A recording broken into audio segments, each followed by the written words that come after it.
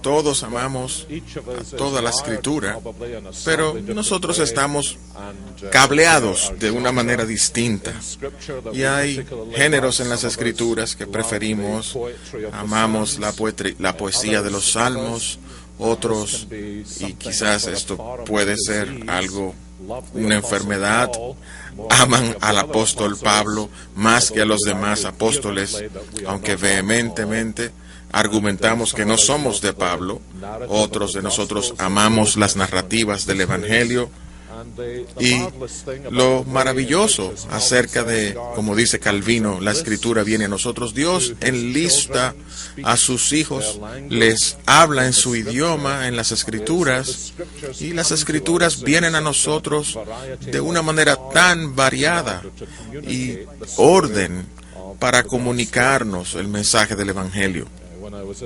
Cuando era un estudiante, el ministro que hizo un gran impacto en mi vida, William Still, indudablemente fue uno de los ministros del Evangelio más influenciables o más influenciantes en Escocia. Y él tenía un toque de excentricidad porque él no tenía ninguna educación desde la edad de 14 hasta los 26 o los 27. Y era conocido por detenerse en los sermones para decir, para entender esto, debemos dormir a través de la Biblia. Debemos dormirnos. Y uno sabía que en los próximos 25 minutos, él iba a estar corriendo a través de la Biblia, desde Dan hasta Berseba. Y mi esposa y yo, o mi esposa en esa época era mi novia, nos estuvimos delante de él en nuestro matrimonio y él cerraba sus ojos, un poquito como Ravi Zacharias. Pero imagínense un acento escocés, cerraba sus ojos y él empezaba el sermón de la boda diciendo, ahora puedo poner sus dos vidas en contexto. Empezando con Adán.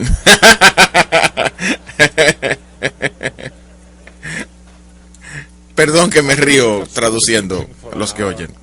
Y él estaba acostumbrado a predicar 1 hora. Y uno ahí parado 1 hora. Pero estamos pensando acerca de la iglesia en esta mañana. Esta historia escondida dentro del título, La Roca. Estamos hablando sobre Cristo edificando su iglesia. Y quiero empezar con Adán.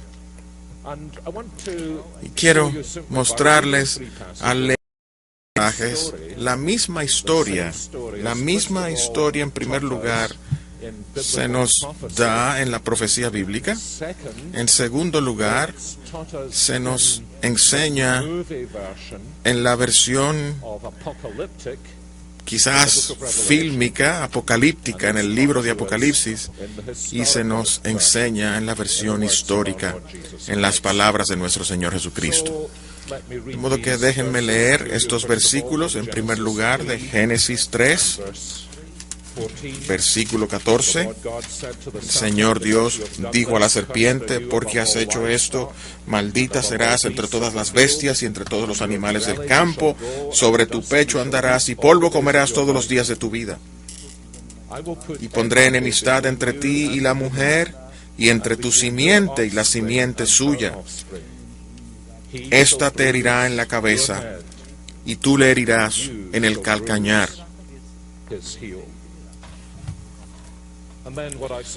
Luego lo que pienso, como la versión fílmica, en Apocalipsis capítulo 12, la misma historia se nos dice. Una gran señal apareció en el cielo, una mujer vestida con el sol, con la luna debajo de sus pies, y sobre su cabeza una corona de 2 estrellas. Y estando encinta, clamaba con dolores de parto en la angustia del alumbramiento. También apareció otra señal en el cielo. He aquí un dragón escarlata que tenía 7 cabezas y 10 cuernos, etc. Y leemos que este dragón es la serpiente de Génesis 3. 10 cabezas y 10 cuernos, y en sus cabezas 7 diademas. Y su cola arrastraba la tercera parte de las estrellas del cielo, y las arrojó sobre la tierra. Y el dragón se paró frente a la mujer que estaba para dar a luz, a fin de devorar a su hijo tan pronto como naciese. Y ella dio a luz un hijo varón, que regirá con vara de hierro a todas las naciones. Y su hijo fue arrebatado para Dios y para su trono.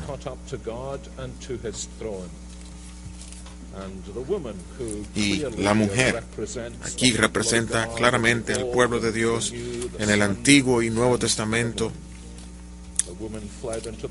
Mujer huyó al desierto, donde tiene lugar preparado por Dios, para que allí la sustenten por 1260 días, o 3 años y medio, o la mitad de 7 años, entre la primera y la última venida de nuestro Salvador. Y luego la porción histórica en Mateo 16, de la misma historia. Mateo 16, versículo 13. Cuando Jesús vino a la región de Cesarea de Filipo, preguntó a sus discípulos diciendo: ¿quién dicen los hombres que es el Hijo del Hombre? Ellos dijeron: unos Juan el Bautista, otros Elías, otros Jeremías o alguno de los profetas. Él les dijo: ¿y vosotros? ¿Quién decís que soy yo? Respondiendo Simón Pedro dijo: tú eres el Cristo, el Hijo del Dios viviente. Entonces Jesús le respondió: bienaventurado eres, Simón, hijo de Jonás, porque no te lo reveló carne ni sangre, sino mi Padre que está en los cielos. Y yo también te digo que tú eres Pedro, y sobre esta roca edificaré mi iglesia, y las puertas del Hades no prevalecerán contra ella. Y a ti te daré las llaves del reino de los cielos, y todo lo que atares en la tierra será atado en los cielos, y todo lo que desatares en la tierra será desatado en los cielos. Entonces mandó a sus discípulos que a nadie dijesen que él era Jesús, el Cristo. Desde entonces comenzó Jesús a declarar a sus discípulos que le era necesario ir a Jerusalén y padecer mucho de los ancianos, de los principales sacerdotes y de los escribas, y ser muerto y resucitar al tercer día. Entonces Pedro, tomándolo aparte, comenzó a reconvenirle, diciéndole: Señor, ten compasión de ti, en ninguna manera esto te acontezca. Pero él, volviéndose, dijo a Pedro: quítate de delante de mí, Satanás. Me eres tropiezo, porque no pones la mira en las cosas de Dios, sino en las de los hombres. Entonces Jesús dijo a sus discípulos: si alguno quiere venir en pos de mí, niéguese a sí mismo y tome su cruz y sígame. Porque todo el que quiera salvar su vida la perderá, y todo el que pierda su vida por causa de mí la hallará. Porque ¿qué aprovechará el hombre si ganare todo el mundo y perdiere su alma? ¿O qué recompensa dará el hombre por su alma? Porque el Hijo del Hombre vendrá en la gloria de su Padre con sus ángeles, y entonces pagará a cada uno conforme a sus obras. De cierto os digo que hay algunos de los que están aquí que no gustarán la muerte hasta que hayan visto al Hijo del Hombre viniendo en su reino. 6 días después, Jesús tomó a Pedro, a Jacobo y a Juan, su hermano, y los llevó aparte a un monte alto, y se transfiguró delante de ellos, y resplandeció su rostro como el sol, y sus vestidos se hicieron blancos como la luz. Padre nuestro que estás en los cielos, te oramos al venir a ti que Jesús, quien aún es el verdadero profeta, teólogo, maestro de su iglesia, que por su palabra santa instruya nuestras mentes y nos entender la gloria de su obra. Toca nuestros afectos para que seamos traídos en maravilla, en amor, en alabanza, y haz nuestras voluntades maleables para que nos postremos delante de Él, nuestro Señor y Maestro, y le sirvamos con todas nuestras fuerzas, esto oramos juntos en su gran nombre. Quiero que mantengan sus Biblias abiertas aquí en Mateo 16, pues es en muchos sentidos el punto central de la historia de los evangelios sinópticos, los primeros 3 evangelios. Es la bisagra en la cual la narrativa del evangelio se vuelve.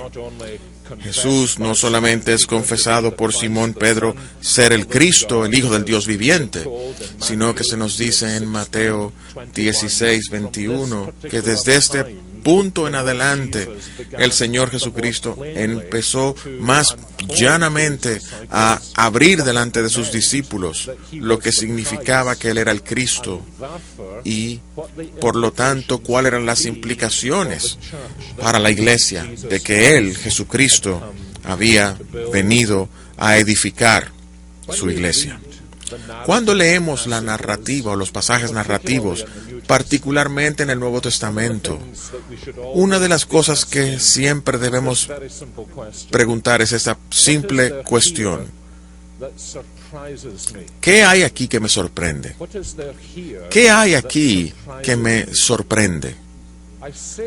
Y digo esto porque en su propia esencia, la gracia de Jesucristo es sorprendente para los pecadores. Y como un principio básico de mi lectura bíblica y ciertamente de mi enseñanza bíblica, cuando tú y yo leemos un pasaje de las Escrituras, si no hallamos nada sorprendente en esto, probablemente perdimos el punto. Probablemente hemos desarrollado una perspectiva en la cual asumimos la gracia. Asumimos que la gracia está obligada hacia nosotros. Nos volvemos tan familiarizados con el Cristo falso de nuestra propia creación que no hemos llegado a entender lo que es el verdadero Cristo de la narrativa evangélica. No hay que ser un científico de cohetes de la NASA para ver que hay muchas cosas sorprendentes en este pasaje. De hecho, la primera sorpresa es que Simón Pedro lo dice bien. Eso es una sorpresa. La carne y la sangre no te han revelado esto. Tú estás correcto, Pedro. La segunda sorpresa es esta. Y pienso que no hace ninguna diferencia en términos de tu visión más estrecha de lo que Jesús está diciendo aquí, que no hay dudas absolutamente en la superficie de este texto que el Señor Jesucristo está señalando a Simón Pedro a un rol particular en la historia de la redención. Y de hecho, el resto del Nuevo Testamento aclara eso. Pedro no es solamente el primer discípulo mencionado en la lista de los 12, él es siempre el primero que se menciona en la lista de los 3, y él es el que se transforma en el día de Pentecostés y el que abre el reino de los cielos a aquellos que se arrepienten y creen el Evangelio. De hecho, lo que Jesús dice aquí de Simón Pedro es un paralelo directo a lo que el Señor dice del apóstol Pablo. Cuando el apóstol Pablo se convierte, él le dice: este es el hombre a través de quien el evangelio va a llegar a los gentiles. Él va a estar delante de reyes y de príncipes y de gobernadores. Él tiene un rol especial en la historia de la redención. Así como aquellos de nosotros que somos ministros del evangelio, tenemos un rol especial a la luz de nuestra vida cristiana. No hay nada extraordinario acerca de esto, excepto que nos sorprende que este rol le haya sido dado a Simón Pedro. Él es el apóstol que hasta ahora hemos visto en el Evangelio, que tiene aparentemente una habilidad incontrolada de hacer las cosas mal. Y es parte de la maravilla de lo que el Señor Jesucristo está diciendo aquí, que nosotros nos perderemos si entramos en controversia sobre lo que la Iglesia Católica entiende. Perderemos el punto si llegamos a la controversia y no vemos esto. Si no vemos que el Señor Jesucristo es tan soberano, es tan sorprendente en su gracia, que es a Pedro a quien Él escoge para ser el instrumento por medio de quien el Evangelio va a ser proclamado al mundo en el día de Pentecostés. La tercera cosa que nos sorprende es, por supuesto, lo sorprendente es el destino de nuestro Señor Jesucristo, aquel que ha venido al mundo para salvar a pecadores, que será rechazado y despreciado, no solamente por los pecadores, sino por pecadores religiosos, por líderes, no solamente por los líderes políticos, sino por los líderes de su propia nación. Las palabras de Juan serán cumplidas: Él vino a los suyos y los suyos no le recibieron. Es una sorpresa que debería traer dolor a nuestro estómago. Y la cuarta sorpresa es que Pedro, que lo hizo tan bien, ahora lo hace desastrosamente mal. Y tenemos estas palabras que apenas podemos tomar en el versículo 22. Si yo pudiera retraducirlas, Pedro agarra a Jesús y lo reprende. Lo toma por los hombros físicamente y lo reprende verbalmente. Y en esta contradicción: Señor, jamás que te pase tal cosa. Pero quizás lo más sorprendente de todo es que en este gran pasaje central de los Evangelios, con la excepción del capítulo 18, versículo 17, donde se usa la palabra 2 veces, es la única referencia en los Evangelios a la iglesia. Puedes buscar de arriba abajo en tus Evangelios. Ve a tu carro donde tienes tu concordancia de Strong, si eres uno de los seguidores de Strong, o la de Young, o como me decía Mr. Steele, la de Credence Concord, si eres uno de los que son crudos. Y no hallarás otra referencia a la iglesia en los Evangelios, en las enseñanzas de nuestro Señor Jesús. Y esto es quizás lo más sorprendente de todo, que aparentemente Él no dice nada acerca de la iglesia, y las Escrituras desde el principio de Génesis 3:15 hasta el final en Apocalipsis 12 y aún más allá, al final del libro de Apocalipsis, lo hacen tan claro al pensar que muchos de nosotros, si no todos de nosotros en este salón, entenderemos que la iglesia está en el epicentro de los propósitos de nuestro Señor Jesucristo. Y si tú te remueves de esas palabras, tienes un sentido de que hay lo que a veces llamo un reino programático en ellas. Un arreglo programático. El Señor está haciendo una declaración real, una declaración de rey. Es la razón por la que he venido al mundo. Este es el propósito de mi ministerio. Es por esto que voy a la cruz y es por esto que me levantaré de los muertos y estableceré mi reino. Porque mi propósito central es no simplemente traer el perdón de pecados a individuos, regeneración, nueva vida y adopción. Mi propósito es edificar una iglesia. Y edificar una iglesia contra la cual ni siquiera las puertas del infierno podrán prevalecer. Es importante entonces, al pensar en estos versículos por unos minutos, que tratemos de sacar de ellos, de extraer de ellos, las 4 proposiciones centrales de la enseñanza. La primera es esta, y ya la he señalado, que el propósito central de Cristo en su venida es edificar una iglesia, y esto está en el mismo corazón de su ministerio. Hace unos años hubo una gran controversia entre los eruditos del Nuevo Testamento, los eruditos católicos. Algunos de ellos fue excomunicado. Uno de ellos fue un francés que hizo la declaración acerca de cómo leemos los evangelios. Jesús enseñó el reino de Dios, pero fue la iglesia la que vino. Y puedes entender por qué él dijo algo como esto. ¿Cuál es el centro de la enseñanza de Cristo? Su enseñanza en parábolas y en sermones y de una variedad de maneras de que él ha venido a establecer el reino de Dios. Y es la razón por la cual muchos eruditos del Nuevo Testamento miran una declaración como esta y dicen, esto es algo que se pensó luego de que Jesús resucitó.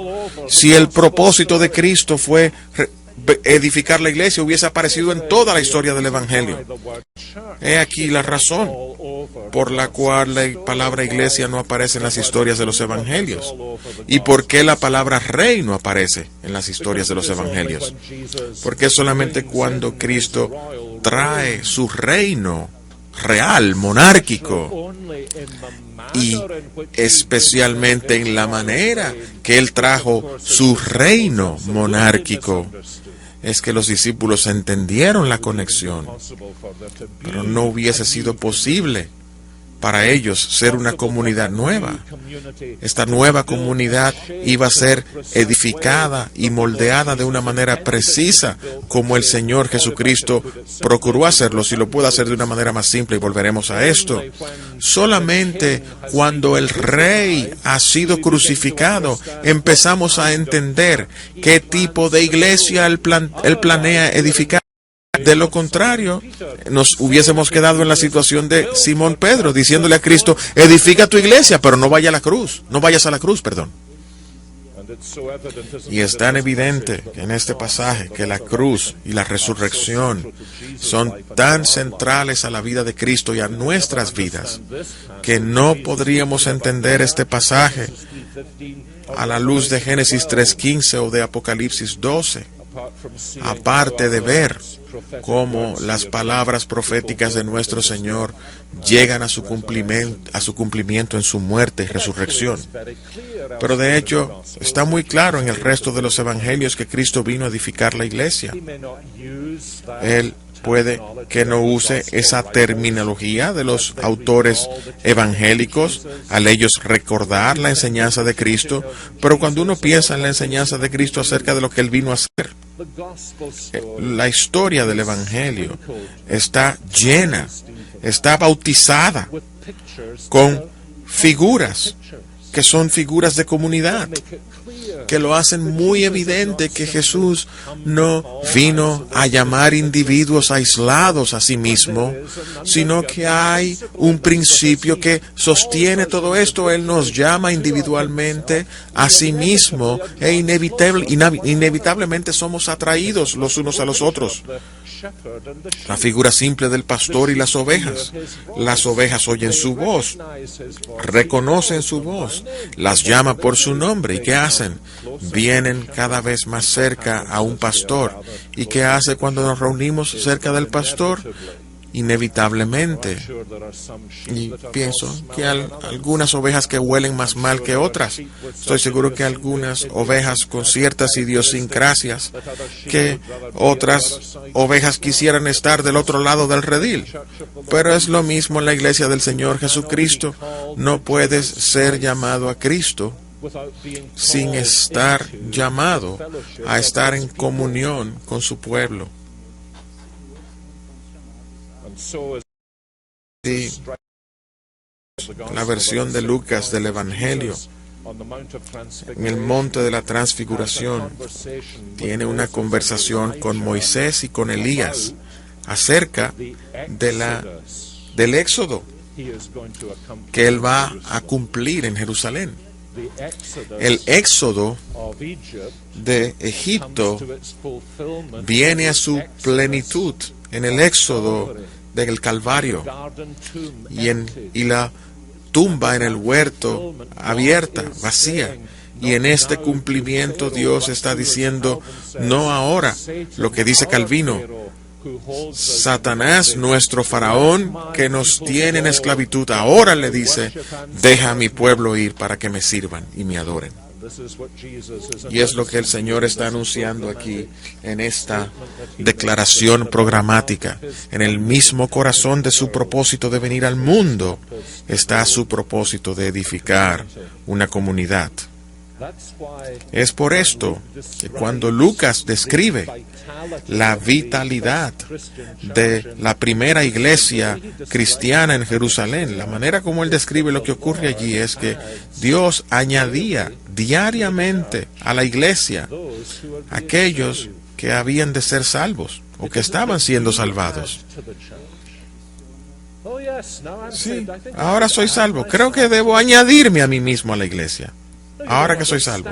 No entiendes lo que te ocurre cuando tú eres salvo en este sentido.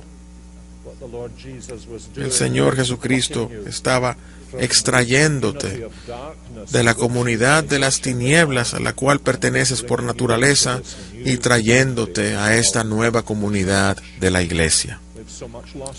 Hemos perdido este sentido de en esta sociedad individualista, narcisista. Una de las maneras sutiles como vemos esto es en nuestros estudios bíblicos. Pienso que Alistair Begg mencionó esto a estos grupos pequeños de estudio bíblico. Nos sentamos en nuestros estudios bíblicos y este líder nos dice al final del estudio bíblico, hemos estado estudiando tal vez una epístola de Pablo y él te dice, bueno, ¿qué tú vas a llevarte a casa con esto? Y nos sentamos, el pasaje me dice esto a mí, el pasaje me habla esto otro a mí, y notan que casi cada segunda persona, la persona se usa, la persona pronominal que se usa en las epístolas de Pablo es vosotros, tú plural. Esto tiene que ver con vosotros, plural. No es lo que esto tiene que ver para mí al final de nuestro estudio de pequeño grupo. Estoy mirando alrededor en el salón. ¿Qué vamos a hacer con esto? ¿Cómo nosotros vamos a ayudarnos los unos a los otros en esto? No, ¿qué significa para mí? El Nuevo Testamento, su perspectiva, no es que Jesús ha venido para salvar a individuos aislados. Y él pensó que sería interesante si nos reunimos de vez en cuando en un grupo pequeño. No, debemos entender la enfermedad de la raza humana es mucho más profunda de lo que ocurre con individuos personales. Es sistémica, es familiar. Y lo que Jesús ha venido a hacer es revertir todo esto en la maravilla de la historia del Evangelio, de su gracia salvadora. Y esto es un tiempo tan glorioso en la historia para entender esto. Esto es algo que nos detendrán de volvernos tan quejumbrosos y entender que en el medio de toda la fragmentación de la vida que hay alrededor mío y todo el lamento y toda la queja, la iglesia de Jesucristo tiene una oportunidad singular de ser la iglesia. Vivimos en un día cuando yo me convertí. Si uno usaba la palabra nacido de nuevo, todo el mundo sabía lo que significaba. Has venido a la fe en Cristo. Ahora, ese lenguaje se ve, es en la sección deportiva del periódico. Y no se refiere absolutamente a nada que tenga que ver con el Evangelio o con la religión. Pero a alguien se le rompió una pierna y ahora nació de nuevo. Alguien hizo un desastre con un equipo y ahora nació de nuevo y empezó de nuevo en otro equipo. Debemos entender, somos nacidos a una familia. Y en este mundo de desintegración familiar y social, lo que las personas nos dicen es, yo me alegro que tu fe cristiana te ha hecho feliz. Pero esto me ha hecho feliz a mí, no tener fe. Así que somos los dos felices. Una cosa que el mundo no puede imitar es la iglesia.